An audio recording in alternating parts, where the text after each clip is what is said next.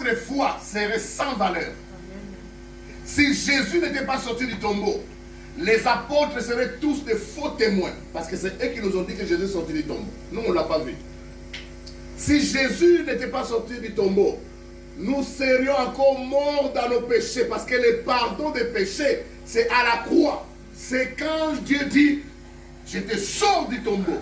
La résurrection, c'est le cachet. C'est le sceau. C'est l'approbation. Le Père dit, j'accepte ton sacrifice pour le salut de l'humanité. Amen. Amen. Ça n'a jamais été le cas pour Bouddha, ni pour Mahomet, ni pour Krishna. Le seul qui a vécu une vie sans péché, qui a versé son sang pour nous racheter, c'est Jésus. C'est pourquoi la Bible dit, dans le ciel, sur la terre et sous la terre, nous n'avons aucun autre nom par lequel nous pouvons être sauvés, si c'est le nom de Jésus. Le nom de Bouddha ne sauve pas, ni de Krishna, ni de Mahomet. Le seul qui a dit, je suis le chemin, la vérité et la vie, c'est Jésus. Il n'y a aucune autre religion, si nous pouvons parler de religion, qui peut vous donner l'assurance du salut pendant que vous êtes sur terre, à part le christianisme. Toutes les autres religions, ils croient à des à peu près. Mais toi, dans ta relation avec Jésus, tu peux être sûr que tes péchés ont été pardonnés. Tu peux être sûr que ton nom est inscrit dans le livre de vie. Tu peux être sûr que tu as la vie éternelle et que tu ne périras jamais. Cette assurance, nous ne l'avons que dans les dieux de Jésus-Christ. Amen. Maintenant, pour atterrir, nous allons dans Ephésiens chapitre 1. Ephésiens chapitre 1. J'aimerais que tu vois le cheminement. Le Saint-Esprit a tout créé du néant. C'est lui qui forme encore Jésus dans le sein de Marie. C'est lui qui forme Jean-Baptiste dans le sein d'Élisabeth. Et c'est lui qui sort Jésus du tombeau. Ephésiens, chapitre 1.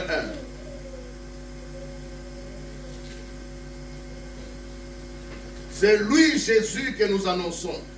Nous proclamons à tout homme que c'est lui, le chemin, la vérité et la vie. Amen. Amen. Il n'y a aucun autre nom par lequel nous pouvons être sauvés, si ce n'est le nom de Jésus. Ephésiens chapitre 1, nous lisons à partir du verset 15. Il est dit, c'est pourquoi, moi aussi, ayant entendu parler de votre foi, ici c'est l'apôtre Paul qui écrit aux Éphésiens, aux chrétiens de la ville d'Éphèse. C'était une lettre circulaire qui devait être lue dans toutes les villes. Donc, les autres églises, telles qu'à Colosse et dans d'autres villes, ils ont lu la même lettre. C'était des lettres circulaires. C'est pourquoi, moi aussi, ayant entendu parler de votre foi au Seigneur Jésus et de votre amour pour les saints, voilà, deux caractéristiques des bons croyants. Ils ont la foi en Jésus et ils aiment les frères. Si tu es un vrai disciple de Jésus, tu dois avoir la foi en Jésus et tu dois aimer les frères. Si tu n'aimes pas les frères, tu n'aimes pas les sœurs, tu dois te poser des questions par rapport à ta relation avec Dieu. Je ne cesse de rendre grâce pour vous. J'ai fait mention de vous dans mes prières. Voilà, un vrai chrétien prie pour ses frères et pour ses sœurs. Il rend grâce et il prie pour eux. Si tu pries seulement pour toi, tu es égocentrique. Nous devons être christocentriques, centrés sur Jésus. Verset 17. Afin que le Dieu de notre Seigneur Jésus-Christ, le Père de gloire, vous donne un esprit de sagesse et de révélation qui vous fasse connaître. Point virgule.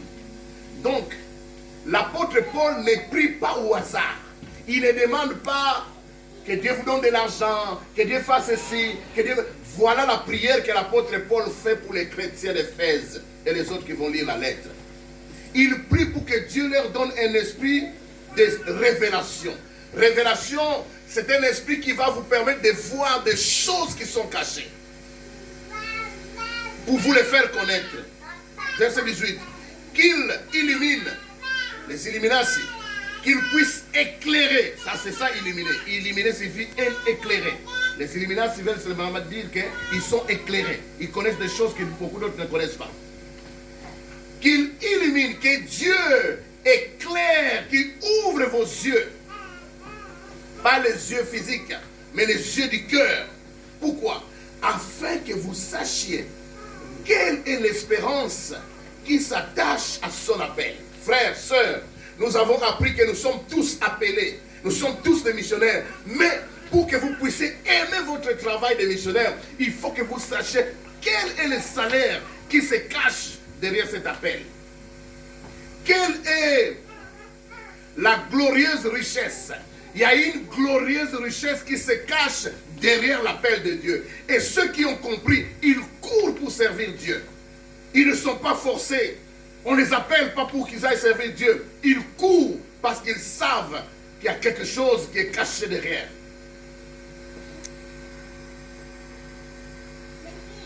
Quelle est la glorieuse richesse de son héritage au milieu des saints? Voilà, verset 19, on atterrit petit à petit. Et quelle est la grandeur surnaturelle de sa puissance envers nous qui croyons selon l'action souveraine de sa force. Il l'a mis en action dans le Christ en le ressuscitant d'entre les morts et en le faisant asseoir à sa droite dans les lieux célestes. J'aimerais d'abord ici.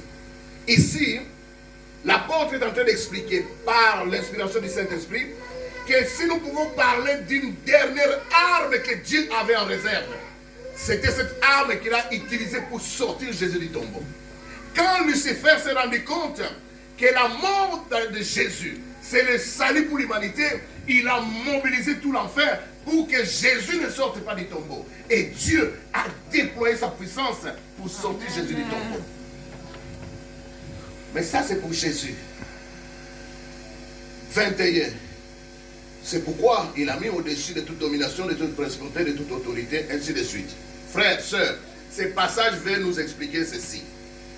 La même puissance que Dieu a utilisée pour tout créer du néant dans la Genèse. C'est la même puissance qu'il a utilisée pour concevoir Jésus dans le ventre de Marie et Jean-Baptiste dans le ventre d'Élisabeth. C'est la même puissance qu'il a utilisée pour ressusciter Jésus. Maintenant, la révélation, l'apôtre Paul est en train de prier pour que Dieu nous ouvre les yeux, que nous puissions comprendre que le même Saint-Esprit vit en nous. Amen.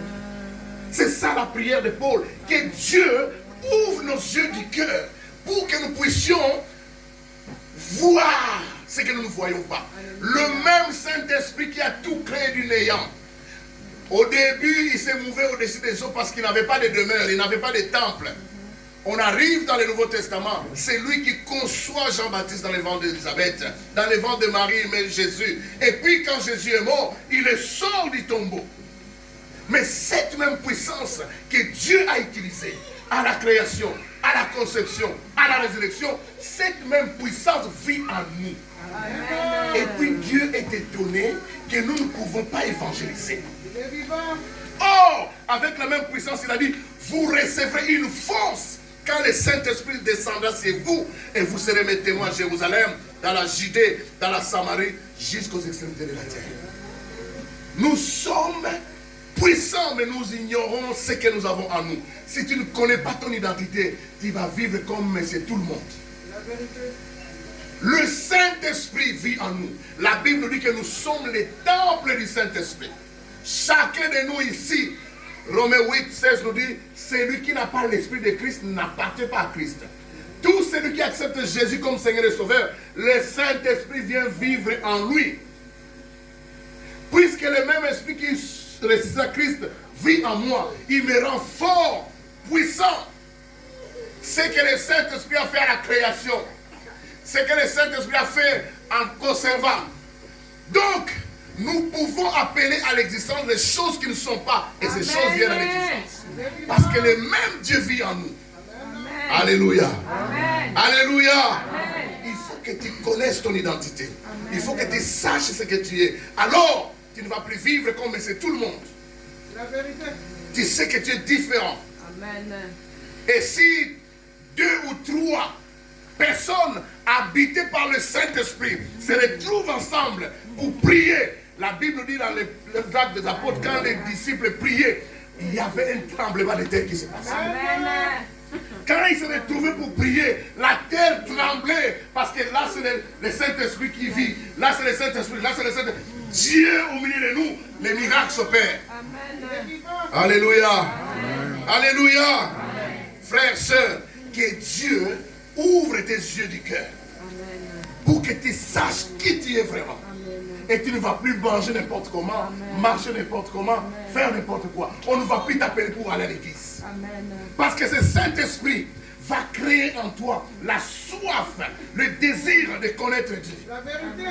Et ce désir-là, tu sais que c'est quand on se retrouve entre frères dans la communion fraternelle, dans la fraction du pain, que Dieu déverse sa bénédiction. Amen. Amen. Amen. Amen. Amen. Vous recevrez une force. Quand le Saint-Esprit descendra sur vous, c'est la même force, c'est la même puissance qui a tout créé du néant. C'est pourquoi il est dit, la mort et la vie sont suspendues à ta langue. Tu peux appeler la mort, tu peux appeler la vie. Tu peux appeler la bénédiction, tu peux appeler la malédiction sur tes enfants, sur tout ce que tu fais. Ça dépend de toi. Parce que tu es puissant. C'est pourquoi nous devons faire attention. Nous sommes puissants. Amen. J'ai commencé à faire attention quand Dieu m'a fait comprendre ce qu'il avait fait à un frère. Il y a plus de 10 ans en arrière. Il y a un collaborateur qui s'était vraiment mal conduit. Je ne l'ai pas maudit parce que je n'ai jamais maudit quelqu'un. Mais j'étais très triste à cause de lui. Vous savez ce qui lui est arrivé? Des bandits l'ont pris dans la ville où il habitait. Ils l'ont fait traverser par des vitres. Il était blessé partout. Et quand j'ai appris, ça m'a fait mal. Et plus tard, quand il est revenu, j'ai vu qu'il avait des défauts partout. Heureusement que Dieu avait préservé ses mains, parce que ses mains ont encore servi pour jouer aux instruments de musique. Alléluia. Amen. Nous sommes puissants. Mais seulement, nous ne nous rendons pas compte de ce que nous sommes. La Bible dit, nous sommes des dieux, mais nous mourrons comme des princes quelconques. Si la même puissance qui a tout créé du néant vit en moi, je peux appeler à l'existence les choses qui ne sont pas, et ces choses viennent à l'existence. C'est pourquoi David Yongisho a été traité par la plupart des prédicateurs européens comme des magiciens. David Yongisho voyait déjà une église de plus de 3000 membres, alors qu'il n'avait que 8 membres devant lui. Il était enceinte d'un vélo, alors qu'il n'avait pas encore même un rond. Et quand les prédicateurs européens entendent des choses comme ça, ils pensent que c'est mystique. Non! Nous pouvons appeler à l'existence les choses qui ne sont pas. Et ces choses viennent à l'existence. Qu'est-ce que tu veux faire exister en 2020? Qu'est-ce que tu veux appeler à l'existence en 2020? Dans ta vie, dans ta famille, dans l'église, et même dans nos différentes nations, nous sommes capables d'appeler à l'existence des choses qui ne sont pas aujourd'hui, et ces choses vont s'accomplir. Le vrai pouvoir réside entre les mains des croyants qui ont le Saint-Esprit en eux. C'est pourquoi la reine d'Angleterre du temps de réveil avait plus peur de John Knox, un évangéliste. La Bible, les livres de réveil disent que la reine d'Angleterre avait plus peur des prières de cet homme-là que de toute l'armée d'Angleterre réunie. Parce que quand John Knox priait, la reine tremblait. Parce que la reine voyait la démonstration de puissance qui sortait des prières de cet homme-là. Nous allons prendre nos places. Merci. L'église de Jésus ne doit pas être une église molle, tiède, timide. Une église remplie des hommes et des femmes qui ont peur. Non, nous devons faire trembler. Parce que nous avons la même puissance qui a tout créé du néant. La même puissance qui a fait concevoir une vieille dame. La même puissance qui a fait concevoir une vierge. La même puissance qui a sorti Jésus du tombeau. La même puissance vit en nous. C'est pourquoi nous chantons, puisque le même esprit qui ressuscite à Christ vit en moi, vit en moi. Puisque le même esprit qui ressuscite à Christ vit en moi, vit en moi. Il me rend fort, vainqueur de la mort, puisqu'il vit dans mon cœur. Le Saint-Esprit ressuscite les morts. Le Saint-Esprit appelle à l'existence des choses qui ne sont pas comme elles étaient déjà. Alors, la prière de l'apôtre Paul et ma prière ce matin, c'est que Dieu et enlève les écailles de tes yeux. Qu'il enlève le voile qui te couvre. Que tu vois les bénéfices qui se cachent derrière l'appel de Dieu. Quand Dieu t'appelle, tu es un privilégié. Tu es honoré. Il y a un grand bénéfice derrière l'appel de Dieu. Amen. Amen. C'est ça la prière de l'apôtre Paul. Et c'est ça notre prière pour 2020. Que Dieu ouvre nos yeux spirituels pour que nous puissions voir ce que tout le monde ne voit pas. Nous pouvons tous venir à l'église. Nous avons tous le Saint-Esprit. Mais celui qui ne sait pas que ce qui est en lui, c'est cette même puissance, c'est cette même personne, le Saint-Esprit qui a tout créé du néant. Alors cette personne va se minimiser. Tu es en face de quelqu'un, parle-lui de Jésus, tu as peur. Mais tu oublies que même si cet homme est incrédule, cette femme n'aime pas les choses de Dieu, puisqu'il y a une puissance qui est en toi. Quand tu parles de la parole de Dieu, cette puissance est en train de toucher le cœur. Et Dieu reste le maître des temps et des circonstances. La plupart des gens que vous allez rencontrer, quand vous allez leur parler de Jésus, ils sont en train de traverser une situation difficile. Il suffisait seulement que tu parles du Seigneur. Et le cœur était déjà préparé. En 2020 ici, Dieu a déjà préparé des hommes et des femmes que toi, tu vas attirer vers lui. Amen. Il a déjà préparé des cœurs. Ils ont faim, ils ont soif. Ils cherchent quelque chose qu'ils ne savent pas expliquer. Et cette chose s'appelle Jésus. Et toi, tu as ce Jésus. Et dans la puissance de cet esprit, parle seulement. Nous avons dit vendredi, ne vous contentez pas du résultat. Tout ce qui compte pour vous, c'est de parler. Parlez simplement par la puissance de celui qui vit en vous. Et vous allez voir les résultats. Vous allez attirer les hommes et les femmes à Dieu. Amen. Nous voulons vraiment être cette église qui fait l'évangélisation agressive. L'évangélisation agressive signifie ne pas attendre, mais aller. Jésus a dit, allez, faites de toutes les nations des disciples. Il n'a pas dit, attendez. Non, il faut aller. C'est une évangélisation agressive. Allez vers les gens. Ayez une sainte écoute. Dieu va toujours vous mettre en contact avec des gens qui se plaignent, qui murmurent, à nous vouloir apporter l'espoir qui se cache en Jésus. Des gens qui vivent dans l'insécurité, quant à leur avenir, vous leur parlez de Jésus. N'ayez pas peur. Celui qui est en vous, il est plus fort que celui qui est dans le monde. Alléluia. Amen. Le Saint-Esprit qui vit en nous, selon 1 Jean 4,4, est plus puissant, plus fort que tout autre esprit. J'ai suivi un reportage sur la franc-maçonnerie. C'est bidon. C'est bidon. Nous sommes puissants. Nous sommes puissants, rendus puissants par le Saint-Esprit qui vit en nous. Seulement, nous devons prier à Dieu qu'il illumine nos yeux du cœur, qu'il éclaire nos yeux du cœur, pour que nous comprenions quel est le bénéfice qui se cache derrière l'appel de Dieu. Frères, sœurs, moi, si Dieu ne m'avait pas appelé, je serais déjà mort. J'étais maladif. Dieu m'a guéri en 84. Et j'ai commencé à le servir jusqu'aujourd'hui. C'est pourquoi je suis vivant. Sinon, je serais déjà mort. Si je n'avais pas crié en Jésus, si je ne m'étais pas engagé à servir Dieu, je serais en train de moisir comme tous les fonctionnaires qui sont au Congo. 127 mois impayés, avec des phares en main, faisant des démarches à Barumbu, cherchant du travail. Alléluia. Alléluia. Amen. Venez à Jésus. Et dites autour de vous, venez à Jésus. Il est celui qui sauve. Il est celui qui pardonne. Il est celui qui délivre. Il est celui qui bénit. Il est celui qui communique la puissance. Amen. Amen. Nous allons nous lever pour prier.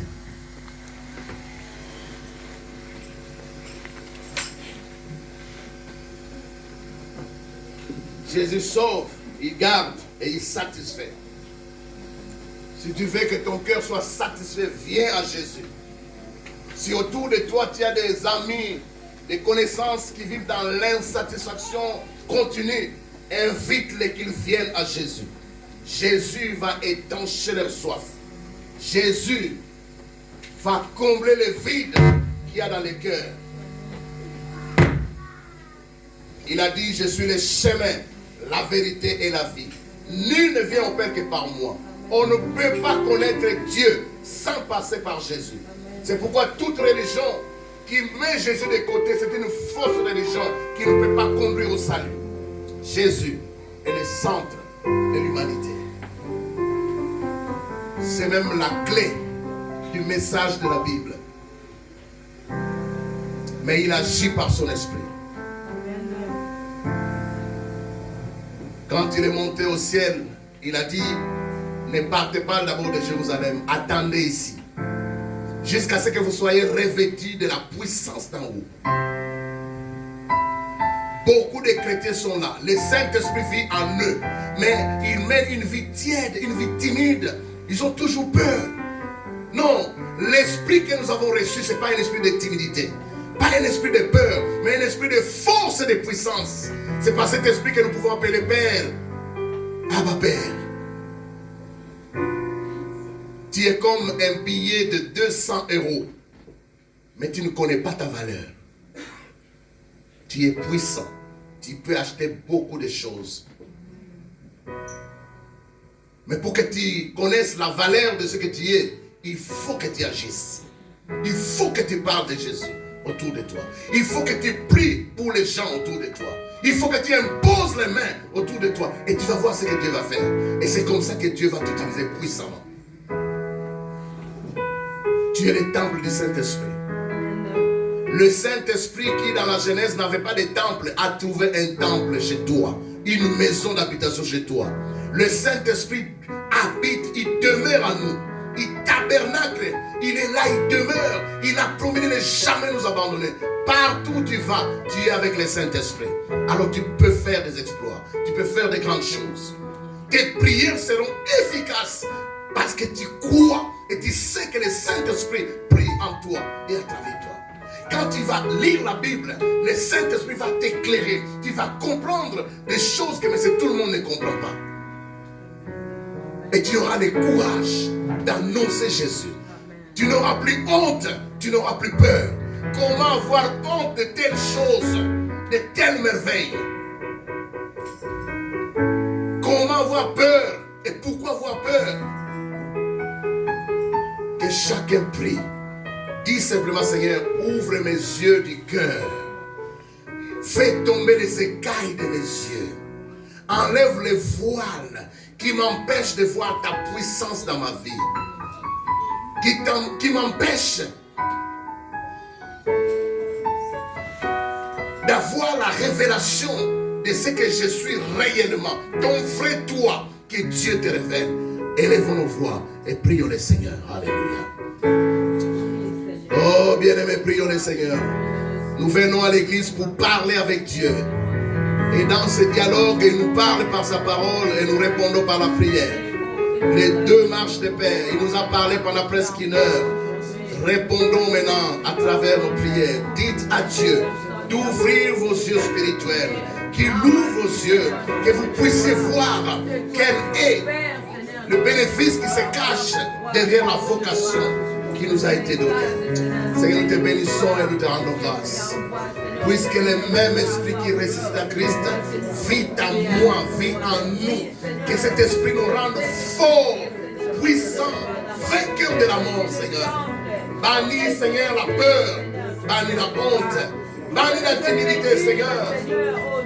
Communique-nous la vie du Saint-Esprit. Oh oui, Seigneur.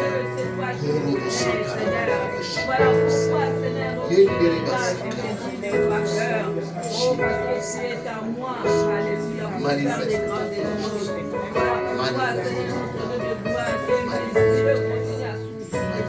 Que mes yeux continuent à être éclairés, Seigneur, à travers ta parole, mon Dieu, pour que je puisse comprendre, Seigneur, oh Dieu, la richesse, Seigneur, au fait, oh mon Dieu, mon roi, Seigneur,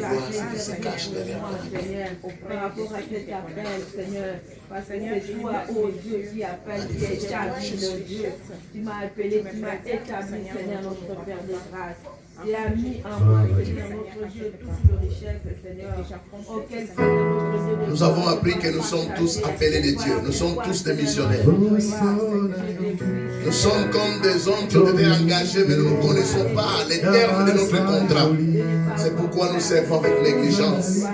Mais il faut que tu découvres les termes qui se cachent derrière ton contrat. Seigneur, merci pour cette temps passé dans ta présence autour de ta parole. C'est toi que nous annonçons. C'est toi que nous proclamons à tout homme. Toi le chemin, la vérité et la vie. Nul ne vient au Père que par toi. C'est toi qui nous as tellement aimés et qui t'es donné pour nous, afin que par toi, Seigneur, nous ayons la vie. Bénis ta parole, Jésus. Que cette parole devienne créatrice, Seigneur. Oh mon Dieu, que cette parole soit suivie des signes, des prodiges et des miracles. Remplis chacun de nous, Seigneur.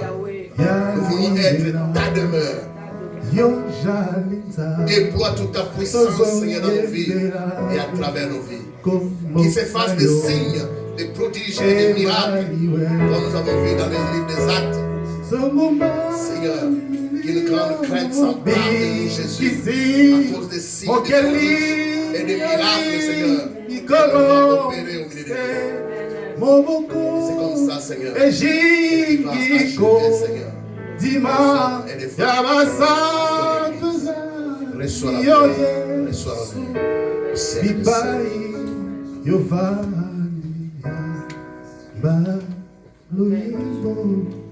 Yamitema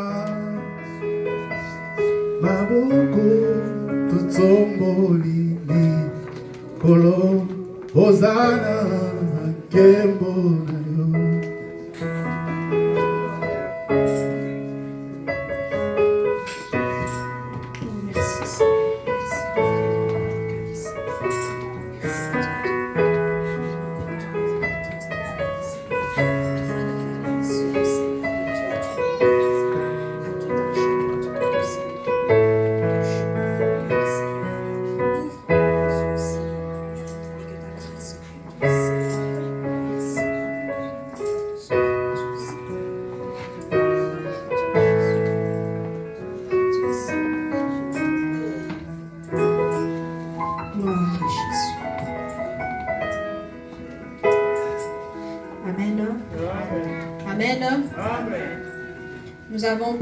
Nous prenons souvent des résolutions en fin d'année, en début d'année. Et quand nous arrivons au mois de décembre, nous voyons que parfois nous n'avons même pas tenu un seul jusqu'au bout. Et comme le pasteur nous a dit la dernière fois, ne prenons pas trop de résolutions. Prenez une résolution. Je sais qu'il y a des gens qui ont pris des résolutions de payer leurs dîmes, de donner des offrandes en 2020. C'est maintenant qu'il faut commencer. N'attendons pas au mois de décembre pour dire j'avais l'intention, j'avais la volonté. Non, il faut faire le pas et persévérer dans cette direction-là. Amen. Nous allons demander